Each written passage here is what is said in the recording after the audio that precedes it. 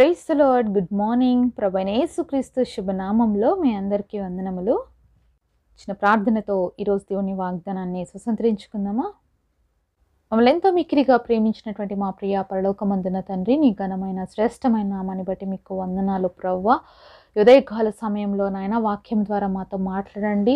నీ మాటల చేత మమ్మల్ని బలపరచండి, ధైర్యపరచండి. నీ సన్నిధిలో ఉన్న ఆనందమును, సంతోషాన్ని అనుభవించడానికి, నీ చిత్తానుసారంగా నడుచుకోవడానికి కృపనివ్వమని యేసు నామములో ప్రార్థిస్తున్నాము తండ్రి.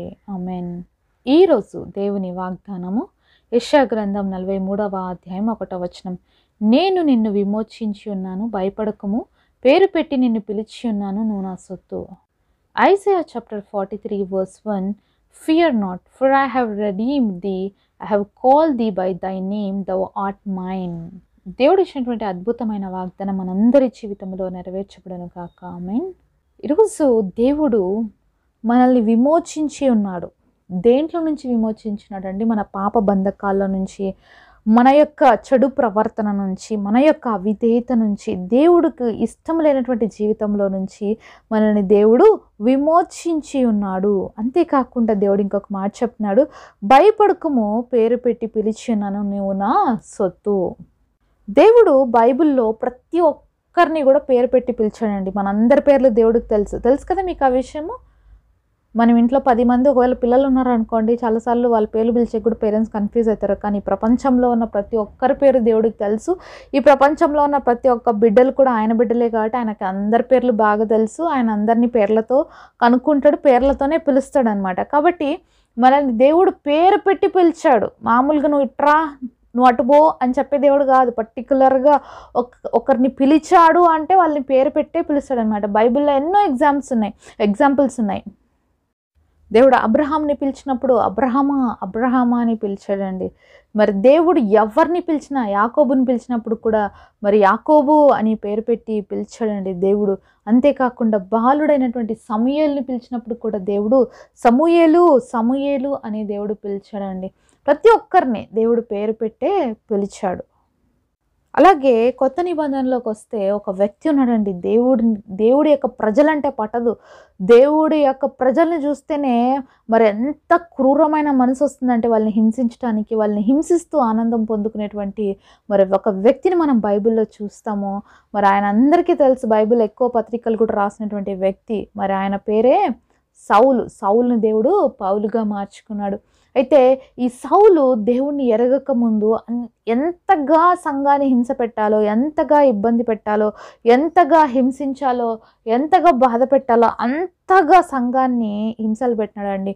మరి చెరపట్టి ఇండ్లలోకి దూరి అనేక మందిని లాక్కొని వచ్చి జైళ్ళల్లో వేసి, మరి స్టెఫెన్ లాంటి వాళ్ళు చచ్చిపోతుంటే, మరి రాళ్ళు రువ్వి చంపుతుంటే ఆనందంగా దాన్ని చూసినటువంటి వ్యక్తి యొక్క మరి సౌలు. అలాంటి మరి సౌలుని దేవుడు పౌలుగా మార్చాడండి. ఎంత గొప్ప దేవుడు కదా మన దేవుడు. ఒకసారి మనం అపోస్తలుల కార్యాలు 9వ అధ్యాయము 4వ వచనంలో చూసినట్లయితే, అప్పుడు అతడు నేల మీద పడి, సౌలా నీవేళ నన్ను హింసించుచున్నావని అతనితో ఒక స్వరము పలుకుట వినెను. ప్రభువా, నీవెవడవని అతడు అడగగా ఆయన, నీవు హింసించుచున్న యేసును. ఇక్కడ దేవుడు ఎవరిని పిలుస్తున్నాడు? సౌలా అని. ఎవరైతే దేవుని ప్రజల్ని హింసిస్తున్నారో, దేవుడి ప్రజల్ని ఇబ్బందులు పెడుతున్నారో అలాంటి వ్యక్తి మరి దమస్కు మార్గంలో వెళ్తున్నప్పుడు అకస్మాత్తుగా ఆకాశం నుండి వెలుగు వచ్చింది. అతని చుట్టూ వెలుగు ప్రకాశించింది. అతను నేల మీద పడిపోయినాడు, అంటే కింద పడ్డాడు ఆ గుర్రం మీద నుంచి. పడినప్పుడు దేవుడు పిలుస్తున్నాడు, సౌలా నీవేళ నన్ను హింసిస్తున్నావు అన్నాడు. నిజంగా దేవుడిని హింసిస్తున్నారా? ఇక్కడ దేవుడి ప్రజల్ని హింసపెడుతున్నారా అండి? మరి సౌలు అయితే దేవుడి యొక్క ప్రజల్ని హింసపెడుతున్నారు. కానీ దేవుడు ఏమంటున్నాడు తెలుసా? నువ్వెందుకు నన్ను హింసిస్తున్నావు? ఎప్పుడైతే ఆ పర్టికులర్ పేరు పెట్టి పిలిచి క్వశ్చన్ చేసినప్పుడు మరి వెంటనే యొక్క సౌలు నోట్లో నుంచి వచ్చిన మాట ఏంటి తెలుసా? ప్రభువా, నువ్వు ఎవరువు అని ఆయన అడిగినట్లుగా మనం చూస్తున్నాం. వెంటనే అడిగిన మాట, ప్రభువా నువ్వు ఎవరు అనేసి అడుగుతున్నాడు అనమాట. అప్పుడు దేవుడు తనను తానుగా బయలుపరుచుకున్నాడు. నువ్వు హింసిస్తున్నా యేసుని అని దేవుడే చెప్పాడు అనమాట. ఈరోజు దేవుడి యొక్క ప్రజల్ని హింసిస్తే ఎవరిని హింసించినట్లు అండి? దేవుడినే హింసించినట్లు. చాలామందికి ఈ విషయం తెలీదు. చాలామంది దేవుని యొక్క ప్రజల్ని హింసిస్తున్నారు. చాలామంది దేవుడి యొక్క బిడ్డల్ని ఇబ్బందుల పాలు చేస్తున్నారు. వాళ్ళని శ్రమల పాలు చేస్తున్నారు. దాని ద్వారా వారికి ఏదో దక్కేస్తుంది, వాళ్ళు ఏదో ఆనందిస్తున్నారు అని అనుకుంటున్నారు. కానీ నువ్వు దేవుడిని హింసిస్తే వచ్చే శిక్ష చాలా భయంకరంగా ఉంటుంది.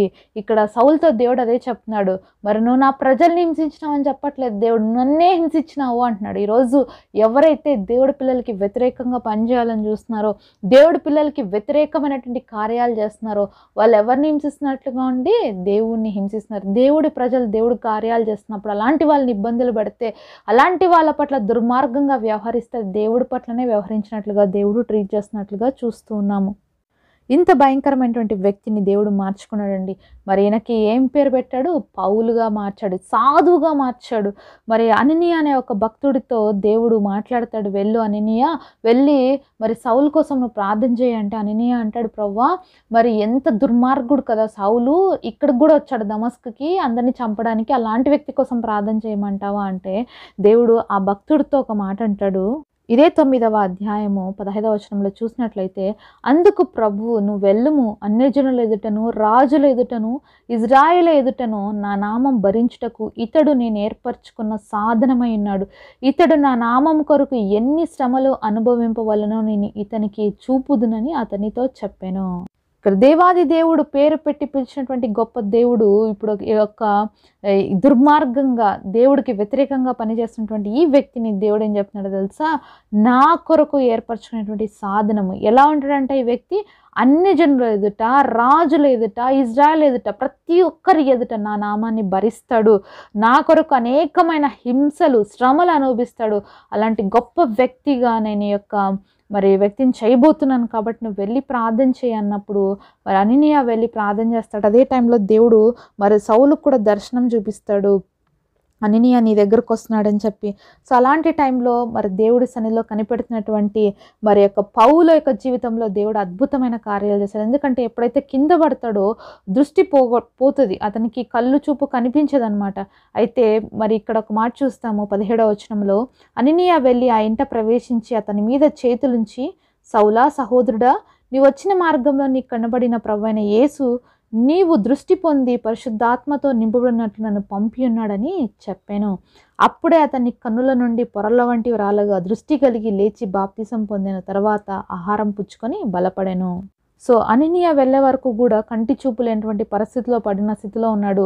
అంటే దేవుడి సన్నిధిలో మొరపెడుతున్నాడు. దేవుడు మరి సౌలుతో మాట్లాడినాడు, అంతేకాకుండా అక్కడ అననీయతో కూడా మాట్లాడినాడు. అననీయ వచ్చి ప్రార్థన చేసి సౌలా సహోదరుడా అని పిలుస్తున్నాడండి.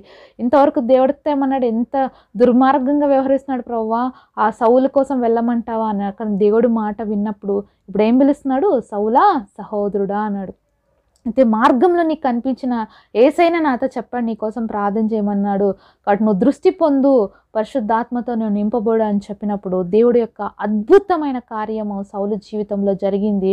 మరి సౌలు యొక్క కన్నులలో ఉన్నటువంటి పొరలు రాలిపోయి అతనికి దృష్టి కలిగింది. వెంటనే అతను బాప్తీసం పొందుకొని మరి నూతనమైన వ్యక్తిగా మార్చబడినట్లుగా చూస్తాం. ఆ తర్వాత అనేకమైన శ్రమలు, అనేకమైన ఇబ్బందులు దేవుడి నామం కోసం భరించడానికి ఏ రోజు కూడా వెనకాడలేదండి సౌలు. అంత బలమైన సాధనంగా దేవుడి చేతిలో వాడబడ్డాడు. మరి ఎంత భయంకరమైన పరిస్థితుల గుండా, అనేకమైన శోధనల గుండా వెళ్ళవలసి వచ్చినప్పటికీ కూడా విశ్వాసాన్ని ఎక్కడ కోల్పోకుండా ఈరోజు మరి బైబిల్ గ్రంథంలో అనేకమైన పత్రికలు రాసినటువంటి వ్యక్తిగా, దేవుడి కోసం రోషము కలిగి పనిచేసినటువంటి వ్యక్తిగా మనము సౌలుని చూడగలుగుతాం. అంటే ఆ సౌలే పౌలుగా మార్చబడ్డాడు. ఆ పౌలు జీవితాన్ని మనం చూడగలుగుతాం. కాబట్టి దేవుడు పేరు పెట్టి పిలిచి ఉన్నాడు కాబట్టి ఆయన సొత్తుగా చేసుకున్నాడు. నువ్వు నేను ఆయన సొత్తు. ఈరోజు మనం ఒకప్పుడు పాప జీవితంలో, లోక జీవితంతో నశించిపోతున్న మనల్ని సౌలులాగానే పిలిచి ఏర్పరచుకున్న దేవుడు సొత్తు కాబట్టి, మనల్ని పిలిచిన దేవుడు నమ్మదగిన వాడు కాబట్టి మనం కూడా ఆయన కొరకు నమ్మకమైన వారిగా జీవించాలి. పౌలు ఎప్పుడైతే ఆ సత్యాన్ని గ్రహించుకున్నాడో తన జీవితంలో హతసాక్షిగా దేవుడి కోసం మార్చబడ్డాడండి. కాబట్టి ఎవరైతే దేవుడు నన్ను పిలిచాడని నమ్ముతారో వాళ్ళ జీవితంలో ప్రతిదానికి కూడా తెగింపు ఉండాలి. తెగింపు కలిగిన జీవితాలు మనం జీవించాలి. ఎందుకంటే నువ్వు నేను మన సొత్తు కాదు, మనల్ని దేవుడు విలువ పెట్టి కొన్నాడు. కాబట్టి మనం ఆయన సొత్తు, ఆయన సొత్తుగానే బ్రతకాలి. ఆ విధంగా జీవించడానికి దేవుడు మనందరికీ కృపను దయచేయును గాక. మమ్మల్ని ఎంతో మిక్కిలిగా ప్రేమించినటువంటి మా ప్రియ పరలోకమందున్న తండ్రి, మీకు స్తుతులు స్తోత్రాలు అయ్యా. మమ్మల్ని పేరు పెట్టి పిలిచిన దేవా మీకు స్తోత్రాలు తండ్రి. ఆయన ఆనాడు మరి సౌలును పౌలుగా మార్చిన దేవుడు, ఈరోజు ఈ వాక్యం వింటున్న ప్రతి ఒక్క బిడ్డ జీవితంలో వారి జీవితాల్ని బ్రతుకుల్ని మార్చి అయ్యా నువ్వు మమ్మల్ని విలువ పెట్టి కొన్న దేవుడు, మేము నీ సొత్తు, మా ఇష్టానుసారం మేము బ్రతకటానికి వీల్లేదు ప్రవ్వా. ఈ గొప్ప వాగ్దానం మా అందరి జీవితంలో నెరవేర్చి నీ కొరకు రోషం కలిగి బ్రతకడానికి కృపనివ్వమని యేసు నామములో ప్రార్థిస్తున్నాము తండ్రి. ఆమేన్.